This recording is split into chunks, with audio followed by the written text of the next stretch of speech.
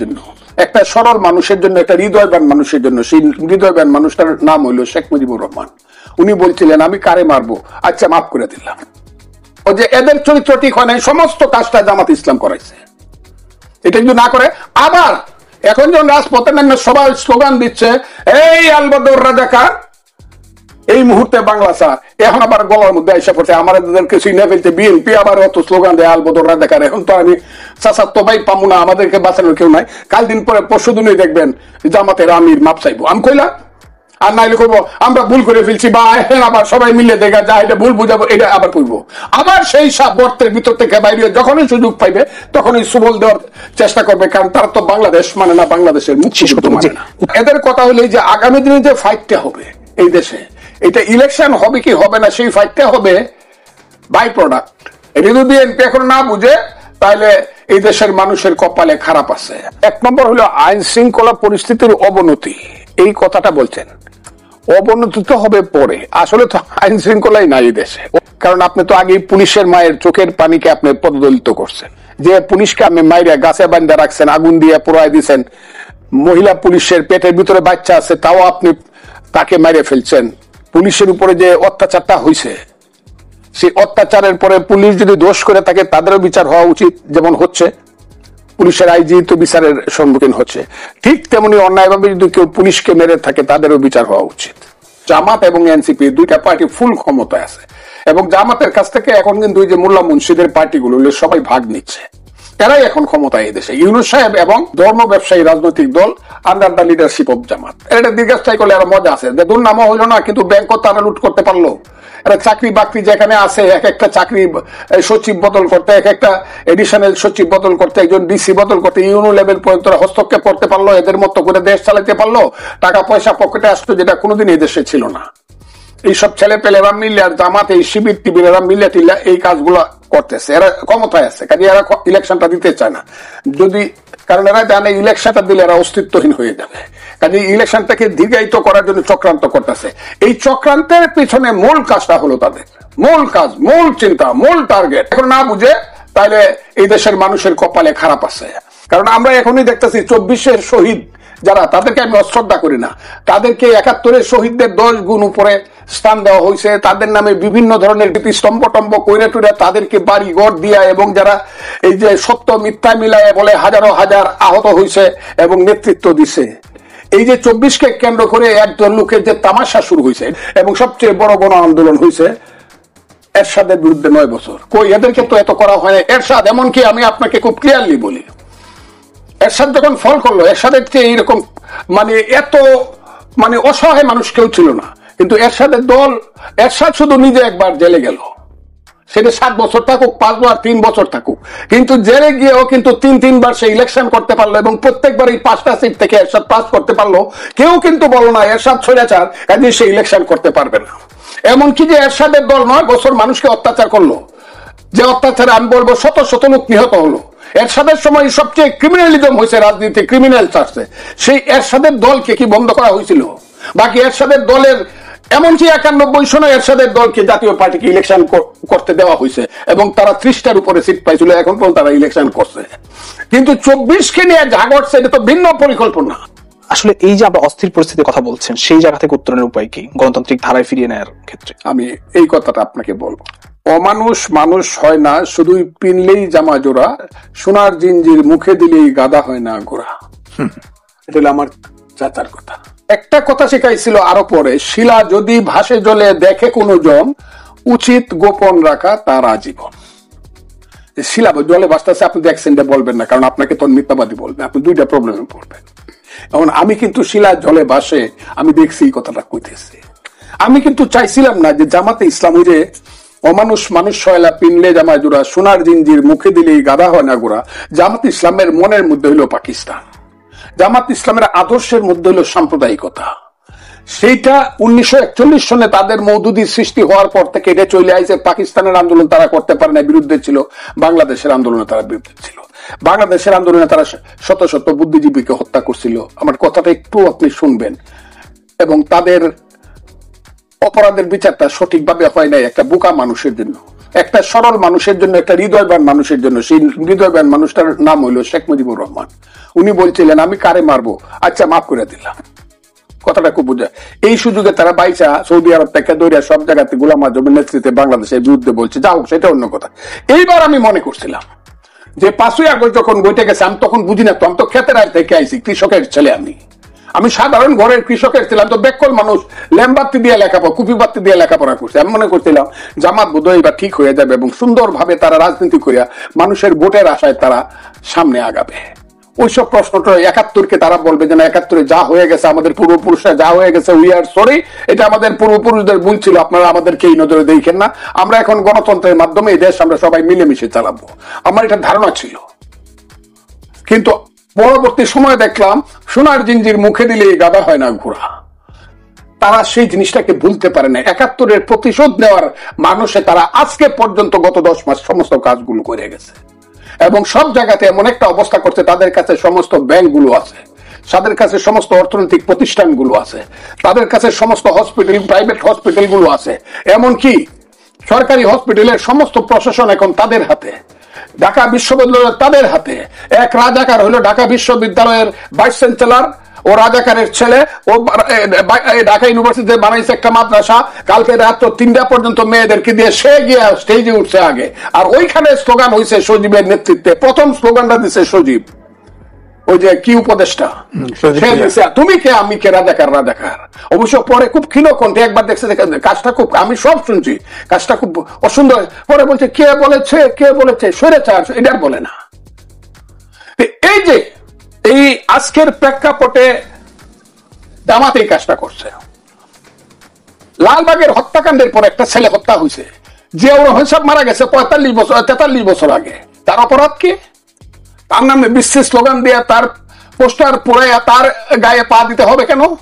তারেক রহমানের নামে যে বিশ্বের স্লোগান দিয়ে, তাইলে বোঝা গেল যে এদের চরিত্র ঠিক হয় না, সমস্ত কাজটা জামাত ইসলাম করাইছে।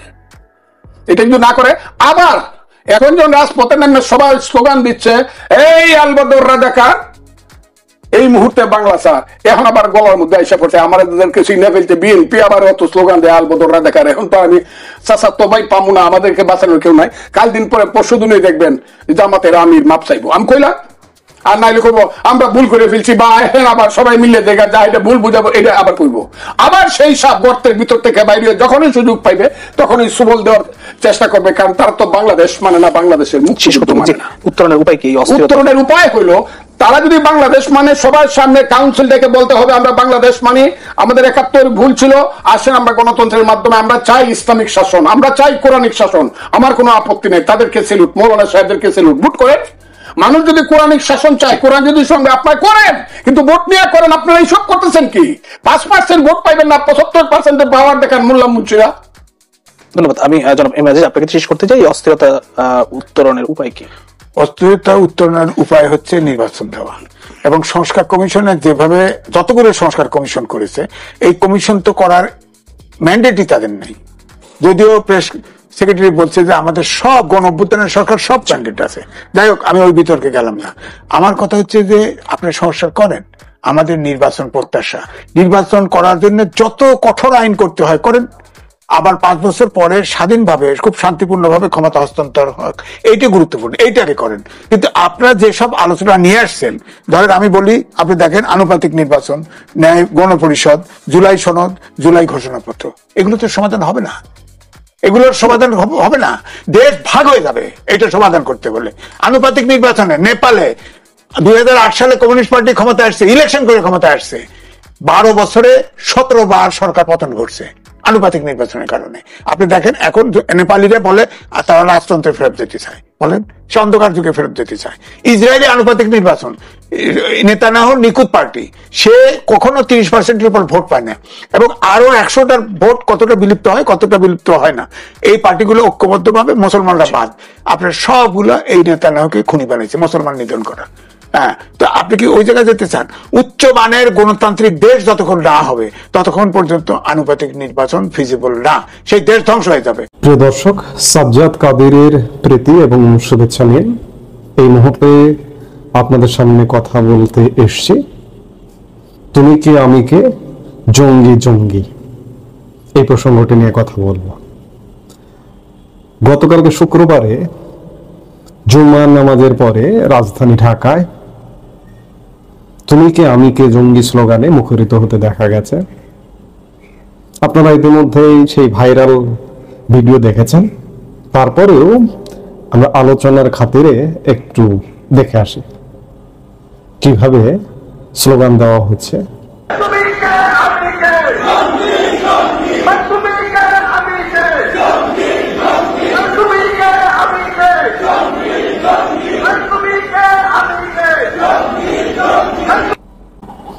দর্শক, আমরা দেখলাম তুমি কে আমি কে জঙ্গি জঙ্গি স্লোগান। এর আগে জুলাই 2024 থেকে বাংলাদেশে একটি স্লোগান চালু হতে দেখেছি যে তুমি কে আমি কে রাজাকার রাজাকার।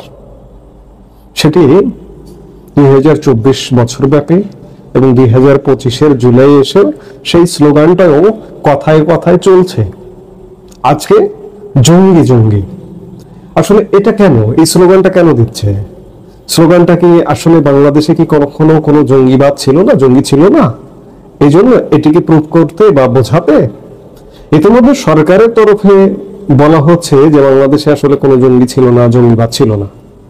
সরকারের স্বরাষ্ট্র উপদেষ্টা বলেছেন, কয়েকজন পুলিশ কর্মকর্তাও বলেছেন, এমনকি 2016 সালে যে জঙ্গি হামলা হয়েছিল হলি আর্টিজানে, সেই হলি আর্টিজান জঙ্গি হামলাটিও নাকি সাজানো নাটক।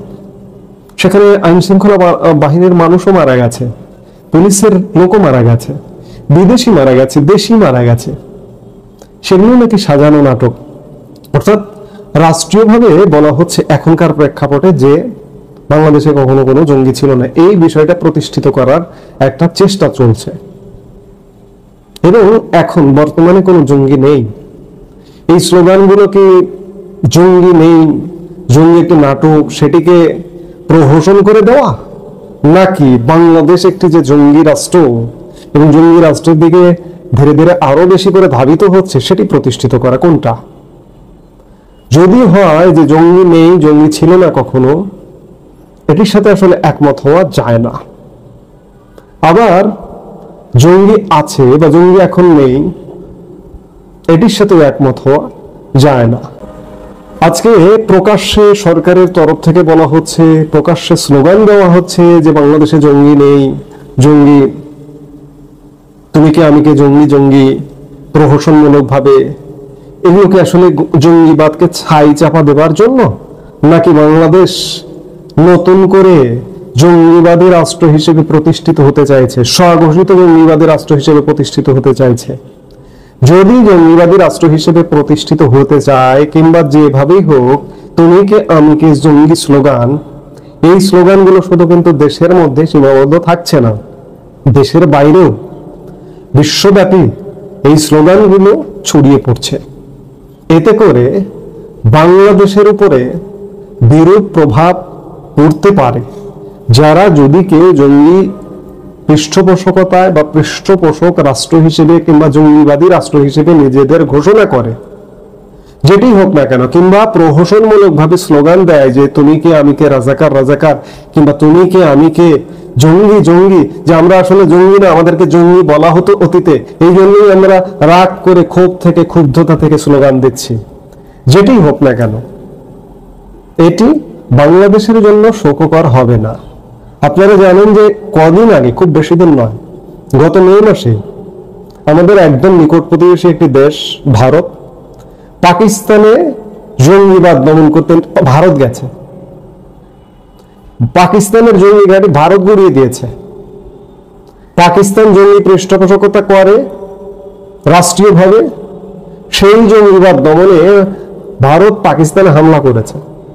আপনারা জানেন যে পহেলগাঁও, কাশ্মীরের পহেলগাঁও হামলাকে কেন্দ্র করে, পহেলগাঁওয়ে একটি জঙ্গি হামলা হয়েছিল এমন অভিযোগে অভিযুক্ত করে পাকিস্তানকে ভারত সামরিক অভিযান চালিয়েছে পাকিস্তানে। আজকে যদি বাংলাদেশ যদি সত্যিকার অর্থে জঙ্গিবাদ প্রতিষ্ঠা করে এখানে, কিংবা পাকিস্তানের মতোই যদি রাষ্ট্রীয়ভাবে বাংলাদেশে জঙ্গিবাদ পৃষ্ঠপোষকতা করে কিংবা প্রতিষ্ঠা করে, ভারত পাকিস্তানকে ছেড়ে দেয়নি, বাংলাদেশকে কে ছেড়ে দেবে? কারণ বাংলাদেশ হচ্ছে ভারতের সবচেয়ে বড় বর্ডার কান্ট্রি, সেই বাংলাদেশকে কি ভারত ছেড়ে দেবে? কিছুতেই ছাড়বে না। পাকিস্তান মোটামুটি সামরিক দিক দিয়ে, অর্থনৈতিক দিক না হোক, অন্ততপক্ষে সামরিক দিক দিয়ে একটা শক্তিশালী রাষ্ট্র। বিশ্বের 10টা শীর্ষ সামরিক শক্তির একটা দেশ হচ্ছে পাকিস্তান। বাংলাদেশের যেখানে কোনো অবস্থানে নেই, বাংলাদেশ 35-37-এর মধ্যে অবস্থান। তো কাজেই বাংলাদেশকে কিন্তু ছেড়ে কথা বলবে না। এই যে জঙ্গিবাদ যদি প্রতিষ্ঠা করতে চান বাংলাদেশকে, তাহলে কারো কাছে বাধা পাবার আগে সর্বাগ্রে কিন্তু বাংলাদেশ ভারতের কাছে বাধা পাবে। বাংলাদেশে ইতিমধ্যে ভারত বিরোধী চর্চা খুব জোরালোভাবে চালু আছে। এই চর্চাগুলোকে আরো বেশি তুষ ছিটাচ্ছে তুমি কে আমি কে, জঙ্গি জঙ্গি স্লোগান। এসব বাংলাদেশের জন্য, বাংলাদেশের আগামীর জন্য, বাংলাদেশের ভবিষ্যতের জন্য একটা অশ্লীল সংকেত। সেটাই বলছে ভারত যদি আজকে হঠাৎ করে জঙ্গিবাদ দমনের ধোঁয়া তুলে বাংলাদেশে আক্রমণ করে, তাহলে বাংলাদেশের কি হবে? পাকিস্তান তো পাল্টাপাল্টি, মানে সমানে সমানে ভারতের অবস্থান যদি হয় 4 নম্বর, পাকিস্তানের অবস্থান সামরিক শক্তিতে যদি 10 নম্বর হয়, দুটোই পারমাণবিক শক্তি সম্পন্ন দেশ, তারা শিয়ানে লড়াই করতে পারে। কিন্তু বাংলাদেশ কি করবে? বাংলাদেশ কি পারবে সেই জায়গাগুলোতে? আসলে বাংলাদেশ সার্বিকভাবে যদি বলি যে এই যে তুমি কে আমি কে, জঙ্গি বা জঙ্গি ছিল না, জঙ্গি নেই, জঙ্গি নাটক করা হয়েছে, এগুলো কিন্তু বিশ্ব বিশ্বাস করে না, ভারতও বিশ্বাস করে না। এগুলো যত উত্থান হবে, যত পৃষ্ঠপোষকতা দেওয়া হবে, সেগুলোর জন্য বাংলাদেশকে কিন্তু মাসুল দিতে হবে। অভ্যন্তরীণ ভাবে আমরা নানাভাবে মাসুল দিচ্ছি, এই জঙ্গি উত্থানে আমাদের কিন্তু মাসুল দিতে হবে। আমরা মনে হয় ধীরে ধীরে সেদিকেই যাচ্ছি, যেটা বাংলাদেশের জন্য সত্যিকার অর্থে ভয়ঙ্কর সময় আরো ডেকে আনছে। চারিদিকে বাংলাদেশ এক ভয়ঙ্কর সময়ের মধ্যে দিয়ে যাচ্ছে। এই ভয়ঙ্কর সময়ের মধ্যে নতুন আপদ তুমি কে আমি কে, জঙ্গি, এরকম ঢাকার রাস্তায় প্রকাশ্যে স্লোগান।